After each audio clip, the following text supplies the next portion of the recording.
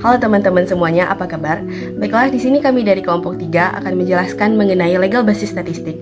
Anggota kami terdiri dari yang pertama Amanda Khairunisa, saya sendiri, lalu ada Erlina Nur Samsia, lalu ada Fadil Mukti, Gloria Stefani, Najla Salsabila, Niputu Nita, dan Niken Alvina. Kami akan menjelaskan mengenai yang pertama legislation framework yang ada di Indonesia, lalu yang kedua legislation framework yang berlaku secara global, yang ketiga topik konten yang berlaku dalam hukum statistik, dan terakhir akan dijabarkan studi kasus mengenai materi ini. Undang Nomor 16 Tahun 1997 yang mengatur tentang kegiatan statistik nasional yang ada di Indonesia. Ada poin penting pada undang-undang ini. Yang pertama, dengan adanya pengertian statistik. Yang kedua, adanya sistem statistik nasional. Yang ketiga, adanya kegiatan statistik. Dan yang keempat, yaitu adanya Badan Pusat Statistik atau BPS. Kegiatan statistik ini diarahkan untuk yang pertama, meningkatkan pembangunan nasional. Yang kedua, mengembangkan sistem statistik nasional yang lebih andal, efektif, dan efisien. Yang ketiga, meningkatkan kesadaran masyarakat atas pentingnya statistik. Dan yang terakhir yaitu mendukung perkembangan ilmu pengetahuan dan teknologi. Yang selanjutnya yaitu cara pengumpulan data statistik. Yang pertama dengan survei, yang kedua dengan sensus, yang ketiga dengan adanya kompilasi produk administrasi, dan yang terakhir dengan cara lain yang sesuai dengan ilmu pengetahuan dan teknologi. Berdasarkan tujuan dan pemanfaatannya, statistik terbagi menjadi 3, yaitu statistik dasar yang ditujukan untuk masyarakat luas dan pemerintah. Yang kedua yaitu statistik sektoral yang ditujukan kepada instansi tertentu, dan yang terakhir yaitu statistik khusus yang ditujukan untuk kebutuhan tertentu. Hasil dari statistik ini akan dipublikasikan oleh BPS dalam berita resmi statistik, dan dalam pelaksanaannya statistik BPS dapat melakukan koordinasi dan kerjasama dengan masyarakat dan instansi pemerintahan lainnya. Terkait dengan Undang-Undang Nomor 16 Tahun 1997 terkait dengan kewenangan dan kewajiban petugas statistik, diantaranya adalah berhak memasuki wilayah kerja yang telah ditentukan untuk memperoleh keterangan, wajib menyampaikan hasil pelaksanaan statistik sebagaimana adanya, dan wajib memperhatikan nilai-nilai agama, adat istiadat setempat, tata krama, dan juga ketertiban. Kemudian dari sisi kelembagaan, pemerintah membentuk suatu badan yang berada di bawah dan bertanggung jawab langsung kepada presiden, serta memiliki perwakilan di setiap daerahnya yang kita kenal sebagai Badan Pusat Statistik atau BPS. Dan pemerintah juga membentuk suatu forum masyarakat statistik yang memiliki tugas menyampaikan saran dan pertimbangan kepada BPS tentang statistik. Kemudian selanjutnya terkait dengan ketentuan pidana yang berkaitan dengan kejahatan dan pelanggaran di bidang kegiatan statistik, ada diantaranya yaitu setiap orang yang tanpa hak menyelenggarakan sensus, penyelenggara kegiatan statistik yang meninggalkan kewajibannya, petugas statistik yang dengan sengaja melanggar ketentuan, itu akan mendapatkan hukuman seperti yang ada di slide. Kemudian ada juga responden yang sengaja melanggar ketentuan, kemudian ada orang yang dengan sengaja dan tanpa alasan yang sah mencegah, menghalangi, atau menggagalkan adanya penyelenggaraan kegiatan statistik juga akan dikenai hukuman sebagaimana yang telah tertera di slide. Legislation framework yang berlaku secara global. Secara hukum, struktur badan statistik ditata secara eksplisit, termasuk persyaratan untuk calon pemimpinnya, kewenangan, dan akuntabilitas. Adapun tokoh-tokoh yang biasanya dibahas dalam undang-undang statistik itu ada menteri, kepala ahli statistik, badan statistik dan stafnya, badan yang bertanggung jawab atas koordinasi sistem statistik, dan responden. Dan di dalam undang-undang statistik juga akan ditentukan atau dibahas mengenai serangkaian kegiatan yang berhubungan dengan instansi lain. Jenis-jenis dari undang-undang statistik itu ada 2, yaitu ada yang pendek dan ada yang panjang.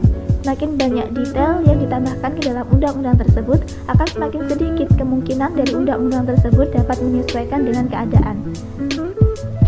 Meskipun struktur dan isi undang-undang statistik harus jelas, Kepala ahli statistik juga harus memiliki akses ke nasihat hukum. Dan dalam kasus sistem desentralisasi, undang-undang statistik juga harus berlaku untuk semua anggota sistem statistik. Topik dalam hukum statistik. Meskipun hukum ofisial statistik di setiap negara sangat bervariasi, namun terdapat beberapa konten yang sering digunakan. Yang pertama, koordinasi sistem statistik nasional.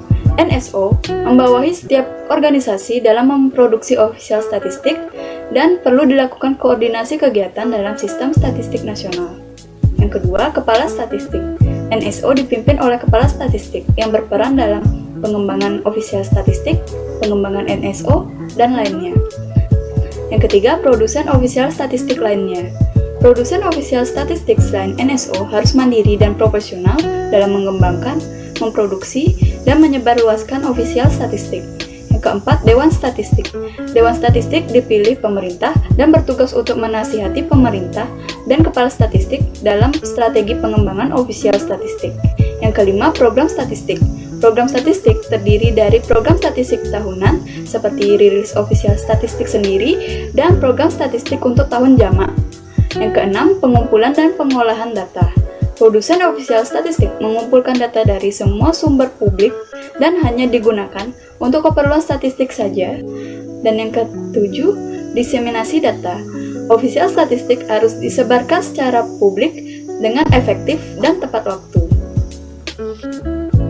Kita akan mencoba membahas salah satu peraturan undang-undangan yang berlaku di Inggris yang dikenal dengan The Statistics and Registration Services Act 2007 yang secara keseluruhan membahas tentang the UK Statistic Authority. Yang pertama adalah terkait sistem koordinasi statistik nasional.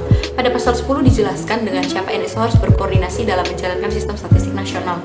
Kemudian pada pasal 17 diatur mengenai prinsip dan prosedur pelaksanaan koordinasi ini. Sedangkan pada pasal 29 diatur tentang direction lebih rincinya terkait koordinasi sistem statistik nasional di Inggris. Yang kedua terkait kepala statistisi. Pada pasal 3 dan 4 dijelaskan bahwa Yang Mulia Ratu sendirilah yang menunjuk the chairman of the board untuk masa jabatan minimal 1 tahun dan maksimal 5 tahun. Untuk tugas dan fungsinya sendiri diatur pada pasal 30 sampai dengan 33.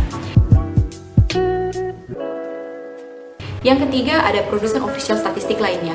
Dijelaskan pada pasal 6 ayat 1 mengenai lembaga apa saja atau pihak mana saja yang berhak untuk memproduksi official statistik di Inggris. Yang keempat adalah Dewan Statistik, yakni diatur pada pasal 33 dan 35, yaitu ada Dewan Penasihat yang diketuai oleh Head of Assessment. Kemudian selain itu ada juga komite khusus yang dibentuk untuk memberikan masukan kepada NSO. Yang kelima ada Program Statistik. Ini diatur pada pasal 18 dan pasal 27. Bahwa NSO sekurang-kurangnya setiap 1 tahun anggaran harus memproduksi satu statistik yang isinya adalah apa yang terjadi, apa yang ditemukan, dan juga apa yang akan dilakukan pada 1 tahun anggaran tersebut. Yang keenam terkait pengumpulan dan pengolahan data. Ya, ini diatur pada pasal 25 tentang sensus dan juga pada pasal 39 terkait kerahasiaan data personal. Yang terakhir adalah tentang penyebaran statistik, diatur pada pasal 8 dan pasal 27, di mana official statistik itu sendiri harus segera dipublikasi dan menjadi konsumsi publik setelah diproduksi. Kemudian yang terakhir, ada studi kasus tentang legal basis statistik di Indonesia. Kasus pertama merupakan contoh implementasi dari dasar hukum official statistik di Indonesia tentang koordinasi dalam sistem statistik nasional.